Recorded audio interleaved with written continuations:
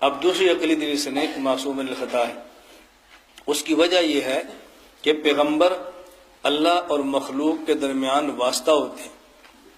اللہ تک پہنچنے کا پیغمبر کے علاوہ کوئی راستہ نہیں ہوتا۔ پہنچنے کا معنی احکام، ایک ہے صرف توحید، وہ تو نبی نہ ہو تب بھی اللہ کی توحید پر ایمان لانا ضروری ہوتا ہے۔ ایک ہوتا ہے اطاعت خداوندی کہ احکام الہیہ پر عمل کرنا، یہ مخلوق اور خالق کے درمیان نبی واسطہ ہوتا ہے۔ اگر وہ واسطہ ہی کمزور پڑ جائے یا اس واسطے کے اندر غلطیاں آ جائیں تو بتائیں احکام خداوندی امت کو ملیں گے کیسے؟ اس واسطے کا معصوم ہونا ضروری ہے تاکہ احکام خداوندی جو مخلوق کو مل رہے ہیں اس کے اندر کسی بھی قسم کی گڑبڑ نہ ہو۔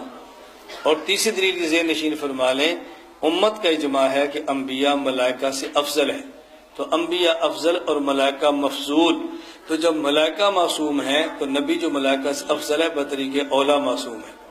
اس لیے ہم پیغمبر کی ذات کو معصوم مانتے ہیں، تو نبی مبعوث بھی ہے اور نبی معصوم بھی ہے۔